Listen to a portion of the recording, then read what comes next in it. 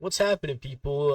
UFC Fight Night Brady versus Burns just happened, and I'm gonna give a full card recap. So the first fight on the card was Zygmontis Ramaska versus Nathan Fletcher. Now this was a good fight. A majority of it happened on the ground. Round one was really close. Um, Ramaska landed some good shots. Fletcher landed some good shots. They reversed each other a couple times. And then in round two, Fletcher got him down and he got an arm triangle. Now I picked Ramaska because he's a lot bigger.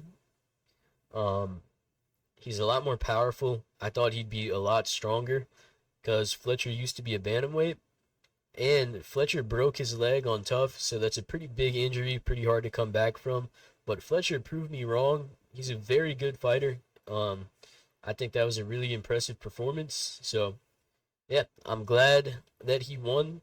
I was gonna pick him, but changed my pick. Didn't work out. It is what it is. But great performance from Nathan Fletcher. On to the next one. Andre Petrosky versus Dylan Budka. Um, Dylan Budka, the guy with all these high school and college wrestling accolades, got fucking ragdolled, and he sucks. Let me see how far I am in the video. Yeah, he sucks ass at fighting. He's terrible, terrible fighter. Um, so that's why I picked Petrosky to win, because Budka sucks. We learned that he sucks. Not much more to say. It was a very boring fight. You know, not much to take away from it other than Budka sucks and Petrosky is alright. So, on to the next one. Jacqueline Amorim versus Vanessa Demopoulos. Now, I picked Amorim by decision because I didn't really look at her record, but she has so many finishes, and she did just that to Vanessa Demopoulos because Vanessa Demopoulos is dog shit at fighting, and of course, she complained about a little glove grab. It was kind of weird because Amorim grabbed her glove and also grabbed her wrist at like the same time. And then she got armbarred because she was too busy yapping at the referee to fight the armbar. So, you know, Vanessa Demopoulos sucks. She sounds like Aquafina.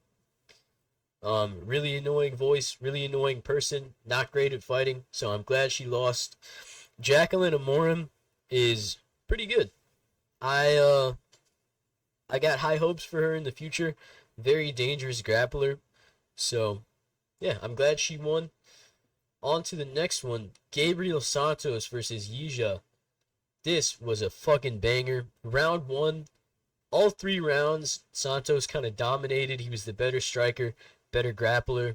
Um, but Gabriel Santos, in round one, he dropped him with a front kick. Fucking Anderson Silva, Vitor Belfort style. It was amazing. He was just cracking him on the feet a bunch. Gabriel Santos is really good. Don't let that loss to Onama fool you. He's a great fighter. He went to a split decision with Lerone Murphy. That's why I picked him. Gabriel Santos is a beast. Very well-rounded. And I'm happy he won. My theory of not picking these road to UFC guys fucking checks out, dude. Because I faded both of them on this card. I was like, I'm not picking them unless they prove me wrong. And it turned out to be right. Santos, really good. Yija is a good fighter, but I think Santos is just a couple levels ahead of him. So it was an amazing fight, and props to both guys. I hope they get a bonus. This could be fight of the night. But yeah, great, great fight. On to the next one. Andre Lima and Felipe Dos Santos. Now, Felipe Dos Santos came out there like a bat out of hell in round one. He landed some spinning elbows, landed some good punches, and then Lima found out that he could grapple in round two and three, and he just held Dos Santos on the ground. I can't remember if it was round two or round three, but he got very close to getting a rear naked choke a couple of times. But Felipe Dos Santos fought hands very well. That's a testament to don't ever tap if you're in a choke. I know it's easier said than done, but do not tap if you're in a choke. it's different for arm bars and heel hooks and joint locks and things like that. But if you're in a choke, do not fucking tap, because there's a pretty big chance you're going to be able to get out of it. So, yeah, Felipe Dos Santos showed some grit in this fight, but Andre Lima was just more well rounded, just a better fighter overall. I went with Dos Santos because I like the way that he commits to power punches. Um, I like that he went the distance with Cobb in a pretty good fight, but he's shown in his past too that he's not as good as I thought he was. Andre Lima, great fighter. I got pretty high hopes for him. I thought he wasn't as good as he was, and he proved me wrong. So great stuff from Andre Lima. On to the next fight, Isaac Dolgarian versus Brendan Marotte. This was kind of a gimme. Um, Not much to think about. Brendan Marotte is terrible. Isaac Dolgarian is really good. He came out there looking like fucking Hamzat Chimaev, bro. He looked good. Great grappling. Not much more to say. Isaac Dolgarian is a beast, and Brendan Marotte is not a beast. So, on to the next one. This was my underdog pick of the card. I picked Chris Padilla. I picked him by submission because I saw that he had good grappling in his last fight, and I just had a feeling. But he proved to be an amazing striker. He's got great low kicks. He's got amazing defense. Really overall, just a very well-rounded fighter. Amazing striking. He cracked him. He cracked Rong Zhu with an elbow right in the eyeball as Rong Zhu was coming in. He just cracked him with that elbow right in the eyeball. It swelled super badly. That is probably permanent damage to Rong Zhu's eye. I wouldn't even be shocked if he's blind in that eye for the rest of his life, because that was horrendous elbow. But Chris Padilla is a fucking beast. Super well rounded. I am a fan. I'm a new fan. Chris Padilla has a new fan, and it is me. I think I would love to see this guy fight either Mike Davis or Vyacheslav Borshev. I think both of those would be amazing fights. And this guy's pretty good, man. I don't know if he'll be top 15, but he's a solid fighter. And, he's not just a striker. We've seen he can submit you real quick, but his striking looked amazing in this fight, particularly his defense. Man, his defense is great. Seems like he sees everything coming very well. But, yeah, I can't wait to see this guy fight again. So, great fight. But on to the next one. Trevor Peek and Yanal Ashmuz. The story of this fight was Trevor Peek was a little bit better on the feet, but he just was not good enough at grappling to get Ashmuz off of him. Ashmuz kept getting a body lock. Trevor Peek couldn't break the grip. Ashmuz would take him down, but Trevor Peek landed some good shots on the feet. But Ashmuz just won because he had so much fucking control time and landed some good shots of his own. So, not much to talk about here. But I hope the UFC keeps Trevor Peek. He's a very exciting fighter. So, yeah, not much to talk about there. But Cody Durden and Matt Schnell. Now, I thought Cody Durden was going to knock Schnell out cold.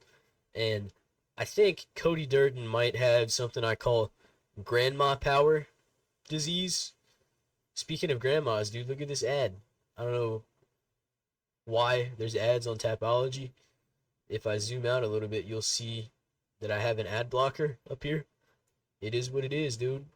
But, yeah. Cody Durden was landing some fucking big shots on Matt Schnell. Same thing with Schnell. He was landing some good punches. Schnell is not a bad fighter. He's just got such a bad fucking chin. But, Matt Schnell is, I think he retired. Cody Durden landed some really good shots. He was landing a good overhand. But when he would throw that overhand, Matt Schnell would throw the uppercut as he dipped down. And one time what Cody Durden did really well, and I wish he did it again, he threw an overhand, and then he threw a left hook right after it and caught Matt Schnell while he was throwing the uppercut. I think he could have knocked him out if he feinted that overhand and then threw an uppercut, but it didn't matter because Matt Schnell shot a takedown and Cody Durden snatched up that fucking anaconda choke quick. dude. It was beautiful. One of my favorite submissions. And Cody Durden, I feel like he's better on short notice than full camp. So yeah, Cody Durden, beast. I'm glad he beat Matt Snow. That was a big win for him.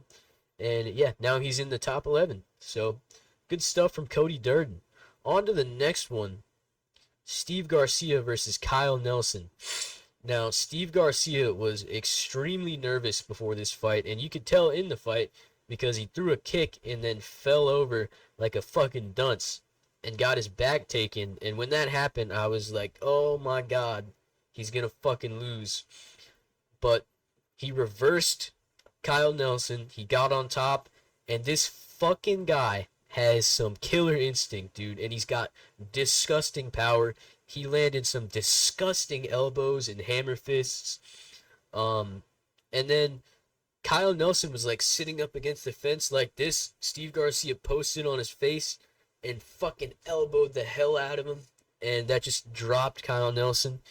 I think he went out for a second, and then Steve Garcia landed some follow-up shots, and it was just too much. The ref had to call it. Kyle Nelson wasn't defending himself. But good shit from Steve Garcia. I'd like to see him get a ranked opponent next. This guy is a beast. But there's a little bit of a logjam of people who deserve ranked opponents at featherweight right now. So, we'll see. But, yeah, Steve Garcia is a fucking beast.